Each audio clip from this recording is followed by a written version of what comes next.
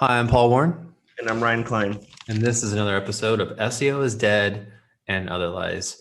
Ryan, it's been a bit. We have really been slacking on publishing episodes. We've just been doing our day-to-day and our routine, and before you know it, the calendar, montage, is that what you call it? It just kind of flips by faster and faster and faster. I know. A couple of months. I feel like, we both kind of have busy lives outside of this podcast. I've been. Well, I got a dog. You got a dog. Yeah, you got a dog since the last time we did this. You got a new kitchen. Not yet, but I'm living through like a kitchen remodel and I work from home. So it's been a special kind of hell every day, especially when they remove walls and everything's covered with dust. But, we fought off the urge to just be lazy and not podcast because we have a great topic that we want to talk about today. And that is core web vitals. And particularly, like, do you really need to worry about core web vitals? And really, like a lot of algorithm updates at large, like Google talks about. So we're gonna dig into that, and we're gonna see if you really need to worry about it, and like how much time and effort you need to put into like updating your website for this impending doom that Google is telling everyone about. Yeah, it's like the Dr. SEO love, or how I learned how to love the core web vitals and move on with my life. Yeah, so it'll be interesting. I think pre-recording. This is so reminiscent. This is giving us so many flashbacks of the mobile apocalypse, which actually, if you Google search like mobile apocalypse, I don't like see crap out there. But like, that's not like a term that's indexed any longer. Like Google proactively removed that little tagline for. Yeah, maybe they like scrubbed it from the internet because it was like, I won't say it blew up in their face, but it's just like something that SEOs mock. Right? Like we're mocking it right now in this podcast. But if you don't know what the mobile apocalypse is, you're lucky, but we're going to tell you anyways. Yeah. Circa 2014, 15, something like that. It's a minute. I think I was working in-house. So that sounds about right. Let's go with 2014. Yeah. So, the big transformation from desktop to like mobile, like mobile traffic overtook desktop traffic. I think about that time, and has even increased since then. But the world just wasn't quite ready for that. The web wasn't quite ready for that, and so Google was basically saying that like if your website wasn't mobily optimized, you weren't going to rank very well, right? That was going to be like a major ranking factor, and they announced it ahead of time just so everyone could like get their stuff together. And everyone, spent a bunch of time trying to like optimize their sites that weren't mobily optimized. And then the date came, and the people who hadn't done any work, they're the same. the lazy ones, the feet draggers. Yeah.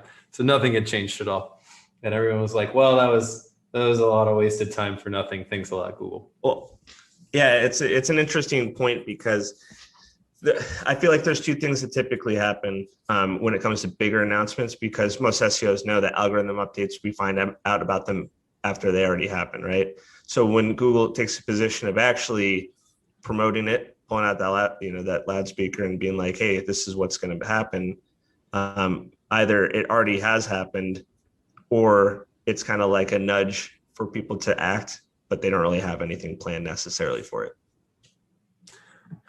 Yeah, I think in this case, in the Core Web Vitals case coming up, right?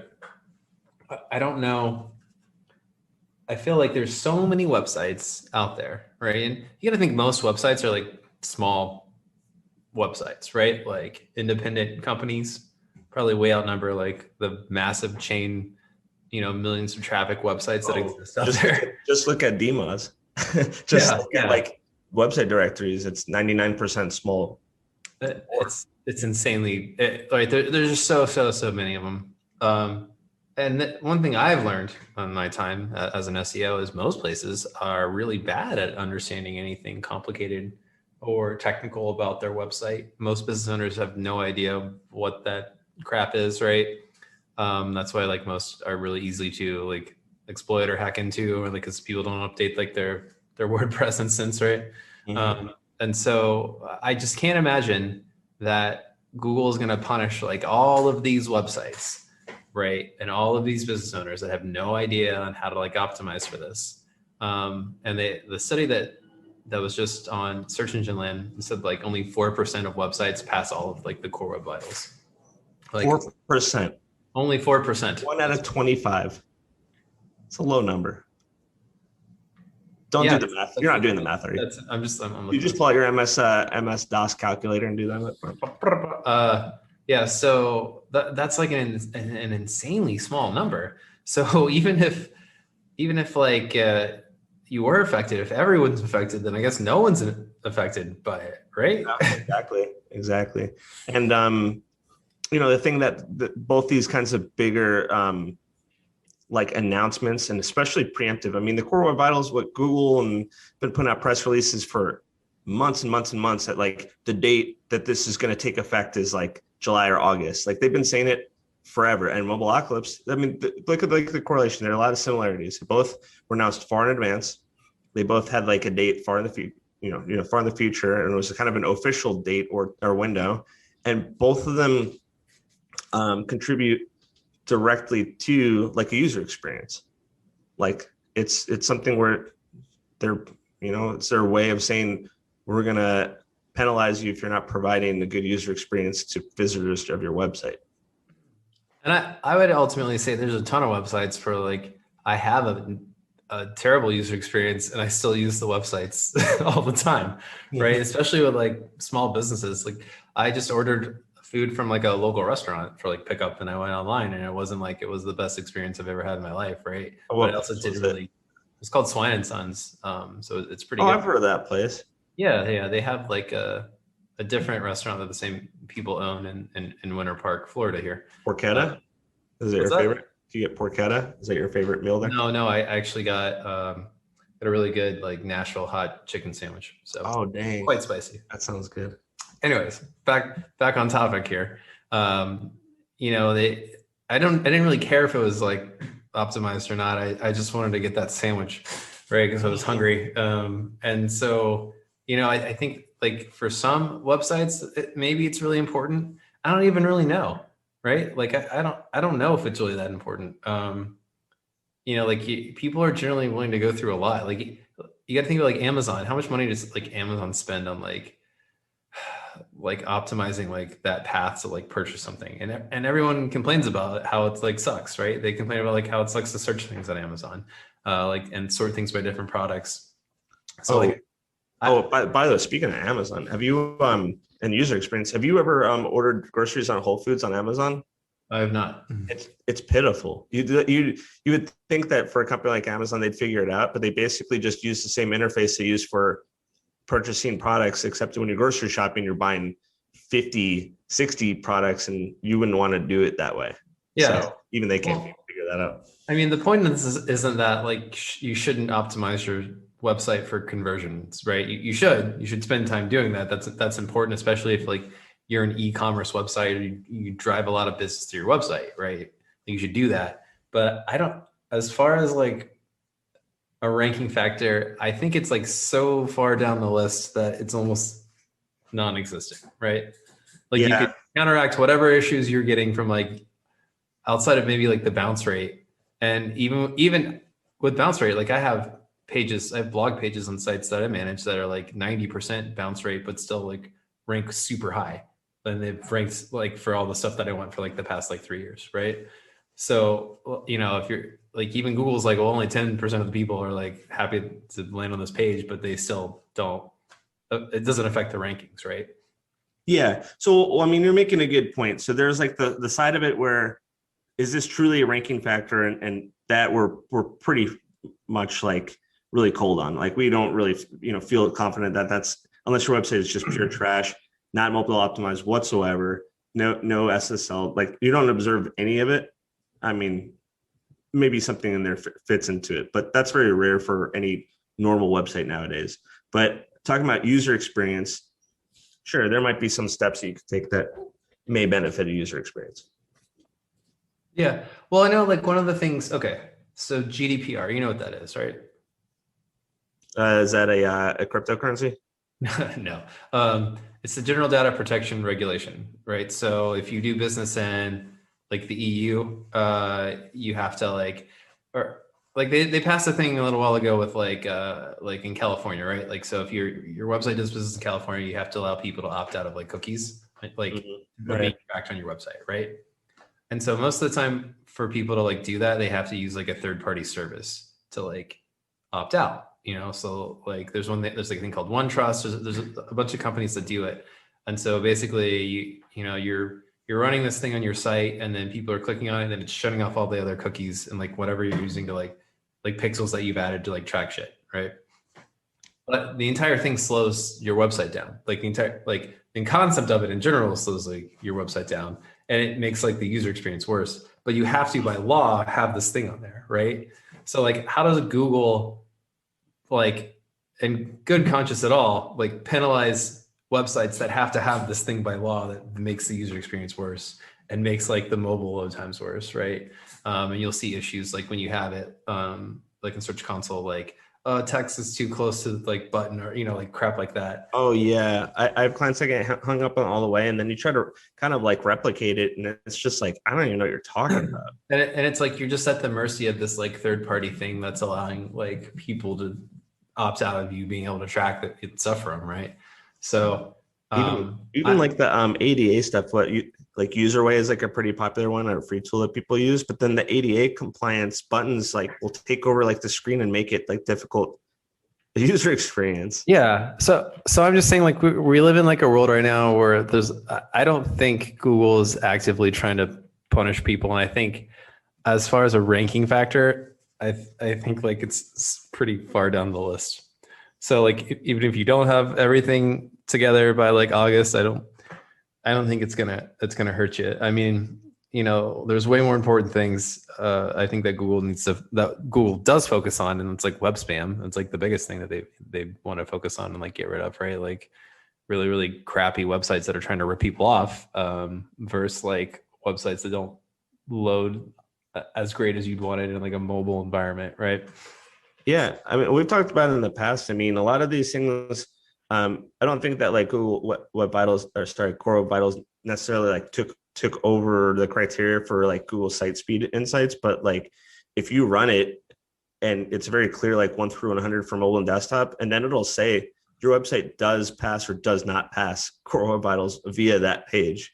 So it's like, well, they're obviously intertwined to an extent. Also in the Google Search Console, there's a section now called Core Web Vitals. So they're kind of like going all in on it a bit, and they're trying to put it in front of people, to take it seriously. But I mean, I think we've discussed this probably several podcasts. If you see the criteria that they use and like the reasoning why like this is green, you're doing this well, or you're doing it yellow or red, this needs to be worked on. It's like the most complicated technical web development crap like anyone's ever heard of.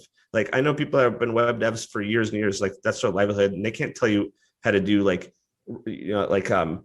resource blocking, like render lines and JavaScript optimization and inline CSS. It's like, what do you expect someone to do with this? I've had to learn way more about like JavaScript and SEO over the past 6 months than I wanted to ever learn, like in any capacity, like preparing for this. Because like most of the time it's like excessive JavaScript rendering issues, right? Like, or like, oh, you have to like lazy load like some assets or something like that. But at the end of it, it was like the only way we could get to the numbers that they thought were adequate would be like to rebuild the entire website because they're like a custom website, It's like doing custom work, and Google, everyone acknowledges WordPress is like going to be the go-to for the majority of business websites, and there's going to be superfluous code and there's plugins, and Google is not going to sit there being like, yeah, Joe Schmo, this website, you better work on working on your inline JavaScript or else you're going to get penalized. It's like, it's never going to happen. Yeah. So I guess, do try and maybe optimize some of these things that, like, you don't want your website to just not load, right? Like if someone comes to it, it takes 8 seconds. 10 seconds. I tell you what I hate the most is like when you go to like actually click on something like on your, on a desktop and mobile, or like on a website and mobile, and like it moves like at the last second, like when you're trying to click on something, So like, that's a trick. That's called a trick. It's tricky. Yeah. Like that's like the worst experience ever. And I hope like Google like penalizes all the websites to do that. But, you know, so you should spend time on it. You should care about it, but I don't think anyone needs to worry about like, you know, this is a bold statement right here because it hasn't really happened yet, but I would be willing to bet a good amount of money that it'll happen and people will say, oh, nothing happened. Well, I'm always of the thought that whenever Google says like something's going to roll out, you know, next month, it rolled out last month. So as far as I'm concerned, it probably already happened. Yeah. How often have you used? So I mentioned Google Site Speed Insights, which does integrate like a very clear does not pass Core Web Vitals, which is like, like. Yeah. I mean, that's like the granular breakdown, right? Like, I mean, the Core Web Vitals is telling you high level, like there's really only a couple issues they're looking at, right? Like longest contentful paint, the LCP thing.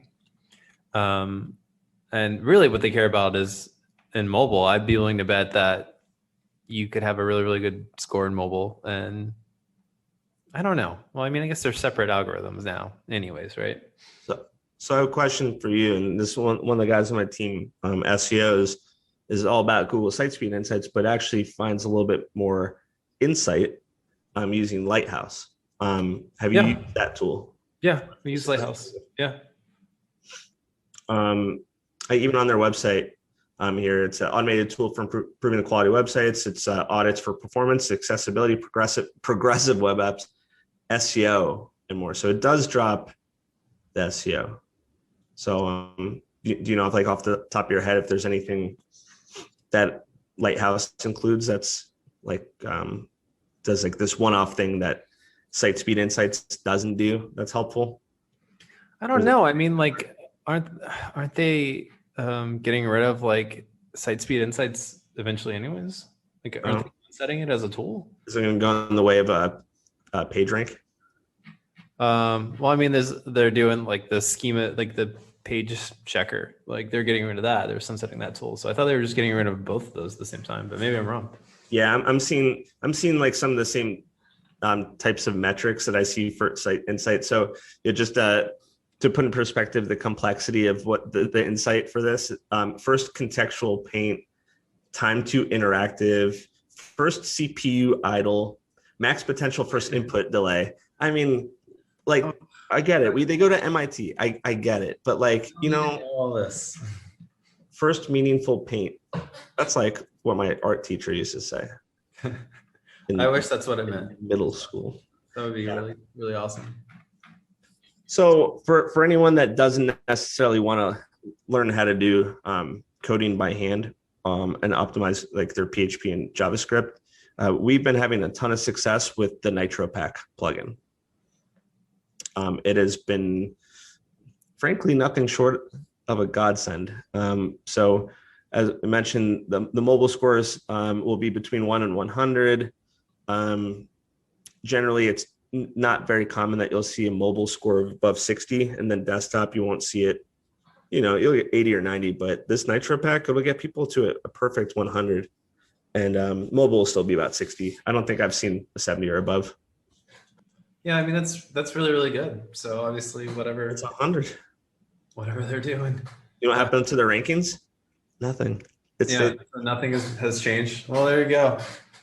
Even the website itself didn't seem to like load any quicker either. That's the thing too. I mean, you know, we're playing the Google game. That's what it is. We do the thing. It shows us our score, and if it's green, it's good, and if it's red, it's bad. That's what these things come down to. You got it. You're right on the money. We're playing the Google game.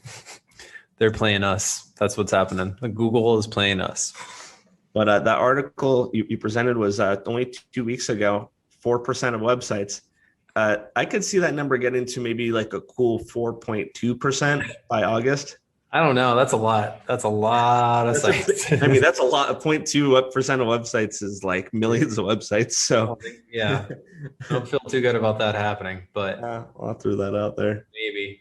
So I guess the key takeaway from this is, you know, I guess become a developer if you want to really know how to fix these issues, but you know, maybe just not worry about it too much, because I don't think it's going to be a problem for us.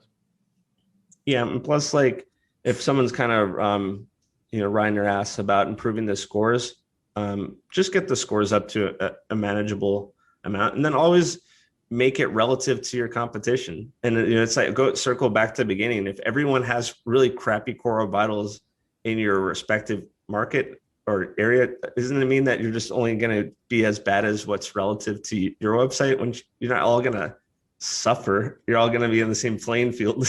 Yeah, like I guess if everyone everyone in your entire niche that you work in is like going gangbusters on this, then maybe you're in trouble, right? Yeah, that's true. If you have people that are like, oh my God, like XYZ website is 100 mobile, 100 desktop, and so is next, and so is the next. It's like, yeah, but you don't want to have a 20 and a 20, I guess, but there Yeah, are worse things. You got something to worry about if that happens. But if it doesn't, I guess you're fine. That's one thing that an SEO is almost like a side note is like a lot of it, your benchmark and what you're working towards is just to do things just a little bit better than the next person. So it's like if they have content with 500 words, you get 1,000 words. If their authority scores 30, then you're 40. If your core vitals is 50, that yours is 60.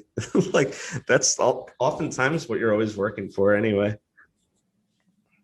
All right. Well, thank you all so much for listening. We really appreciate all of our listeners, and we're going to try and do a lot more podcasts, I think, for the rest of the year. We were really slacking the past like 2.5 months. I would love nothing more, but I just like, we're like a broken record at this point. It's like, if we had $1 every time I said that, yeah, we'd wouldn't need all these. We're gonna do the best we can. How about that? That's more like it. That's Yeah. more realistic. And then, we're gonna actually give out some pretty cool tips and stuff the next time we do it. I think we're gonna open up the old bag of tricks there. Yeah, we'll give some insight. We'll show everyone, under the hood what the day-to-day looks like. Yeah.